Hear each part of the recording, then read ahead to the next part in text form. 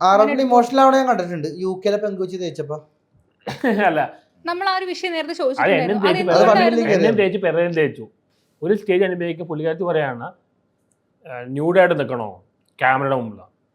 അപ്പോൾ എനിക്ക് ആരും മനസ്സിലായി. ഞാൻ അപ്പോൾ തന്നെ ബ്ലോക്ക് ചെയ്ത് റിപ്പോർട്ട് അടിച്ചു പോയി. പെരയുടെ നിന്നവർക്ക് അറിയില്ല. പെരയുടെ 10 ലക്ഷത്തെ 40 ലക്ഷത്തെ ചോദിക്കുന്നത്. 10 ലക്ഷം. ഇത് ഭയങ്കര പ്രശ്നമാണ്. ഞാൻ ഇപ്പൊ ആണുങ്ങളുടെ അവസ്ഥ ധൈര്യമാണ്. പല ഇവരും പറഞ്ഞിട്ടുണ്ട് ആണുങ്ങളുടെ അവസ്ഥ വളരെ ദയനീയമാണ്. ഫേക്ക് ആയിരുന്നു, ഹണി ട്രാപ്പ് ആയിരുന്നു. അത് എന്നെയും രണ്ടുപേരും ടാർഗറ്റ് ചെയ്താണ്. എന്റെ അടുത്ത് 2-3 പ്രാവശ്യം വരും ഈ പെൺപിള്ളേര് മെസ്സേജ് അയക്കുമ്പോൾ ഞാൻ ബ്ലോക്ക് ചെയ്ത് കളയും. കാര്യം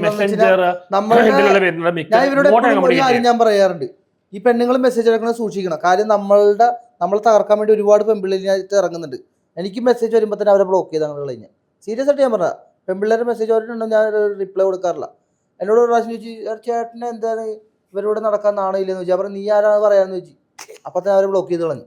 പെൺപിള്ളേർ മെസ്സേജ് അയച്ചാൽ റിപ്ലൈ കൊടുക്കാറില്ല, ബ്ലോക്ക് ചെയ്ത് കളയും. കാര്യം ഞങ്ങളിപ്പോൾ ശരിക്കും ട്രാപ്പിൽ പെടുത്താൻ നോക്കുന്നുണ്ട്. സിനിമാക്കാർക്ക് ഭയങ്കര ദേഷ്യമുണ്ട് ഞങ്ങളോട്. അത് ഞാൻ നേരത്തെ പറഞ്ഞല്ലോ, ഒരു വീഡിയോ ഇട്ടാൽ ഞങ്ങളുടെ 1 മില്യനാ, അവരെ 2000-3000 പേര് കാരണം. അപ്പൊ അതിന്റെ ദേഷ്യം നല്ലോട്ട് അല്ലട്ടാ. അപ്പൊ അതുകൊണ്ട് അവരുടെ റീച്ച് ഇല്ല. പെരേര പറഞ്ഞാണ് മമ്മൂട്ടിക്ക് പോലാലും പോലും പെരേരയുടെ അത്ര റീച്ച് ഇല്ല. ഇല്ലടോ, ഇൻസ്റ്റാഗ്രാമിൽ ഒരു വീഡിയോ എടുത്ത് നോക്കാൻ പറ്റാ. ഞാൻ സീരിയസ് ആയിട്ട് പറഞ്ഞതാ, ഒരു വീഡിയോ എടുത്ത് നോക്ക്, ജസ്റ്റ് ഒരു വീഡിയോ. ഇവിടെ പോയി മലപ്പുറത്ത് പോയി കല്യാണ ഫംഗ്ഷൻ അല്ല, അത് ഭയങ്കര റീച്ച് ആയിട്ടിരിക്കണം. ആ റീച്ച് ഒന്നും സിനിമാക്കാർക്ക് ബിഗ് ബോസ് സിനിമാക്കാര് 3-4 മാസത്തിലും ഒരിക്കലേ വരുന്നു. എല്ലാ ദിവസവും ന്യൂസിലാക്കുന്ന സോഷ്യൽ മീഡിയക്കാരാണ്. പക്ഷെ ഞങ്ങൾക്ക് യാതൊരു ഹോൾഡ് ഇല്ല. എല്ലാവരും അറസ്റ്റ് ചെയ്യുന്നത് ഞങ്ങളെയാണ്. തൊപ്പി അറസ്റ്റ് ചെയ്തു, ജയിത്താൻ അറസ്റ്റ് ചെയ്തു, എന്നെ അറസ്റ്റ് ചെയ്തു. ഞങ്ങൾക്ക് ഹോൾഡ് ഇല്ല. ഞങ്ങൾ പോപ്പുലേറ്റ് ചെയ്യുന്നുണ്ട്. മലപ്പുറത്തെ എക്സ്പീരിയൻസ് എങ്ങനെയായിരുന്നു കല്യാണത്തിനെ കുറിച്ച്? മലപ്പുറത്ത് ഏറ്റവും കൂടുതൽ മലപ്പുറത്തുനിന്നാണ് കല്യാണം പരിപാടിയൊക്കെ വരുന്നത്. ഭയങ്കര സ്നേഹമാണ് മലപ്പുറംകാർക്ക്.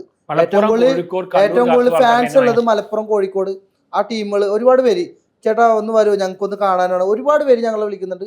ഇവിടെ വന്നു കഴിഞ്ഞാൽ കെട്ടിപ്പിടിച്ചാണ് മലപ്പുറത്തുള്ള ആൾക്കാർ വന്ന് ഫോട്ടോ എടുക്കുന്നത്.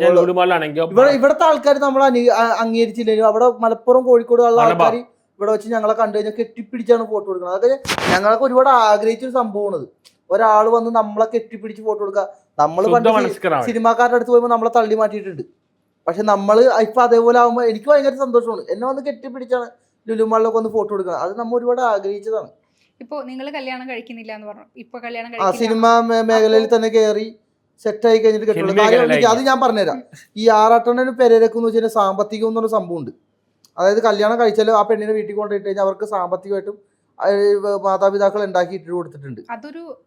അല്ലാണ്ട് അണ്ണന് ഓൾറെഡി 85,000 ഇപ്പം മാസം മന്ത്ലി കിട്ടുന്നുണ്ട്. ഒരു പെൺകുട്ടീനൊക്കെ അത് പോരെ? അല്ല സീരിയസ് ആയിട്ട് ചോദിച്ചതാ. അതിൽ കൂടുതൽ അതാണ് ഞാൻ പറഞ്ഞത്. ഇപ്പൊ ഇവർക്ക് രണ്ടുപേർക്കും എന്ന് വെച്ചാൽ പെണ്ണുങ്ങൾ കിട്ടാനായിട്ട് ഈ കെട്ടിക്കഴിഞ്ഞ് ഇവർക്ക് വലിയ പ്രശ്നങ്ങളില്ല. ശരിക്കും പറഞ്ഞാൽ ഇവർക്ക് എല്ലാ സൗഭാഗ്യങ്ങളും ദൈവം കൊടുത്ത്, പക്ഷെ പെണ്ണെന്ന് പറഞ്ഞ സംഭവം മാത്രം ഇവർക്ക് കിട്ടുന്നില്ല. അതാണ് ഇവരുടെ പ്രശ്നം. യോഗ ഇല്ല അമ്മണി പായ മടക്കിക്കോളൂന്ന് കേട്ടിട്ടുണ്ട്. ആ സംഭവമാണ് ഇവർക്ക്.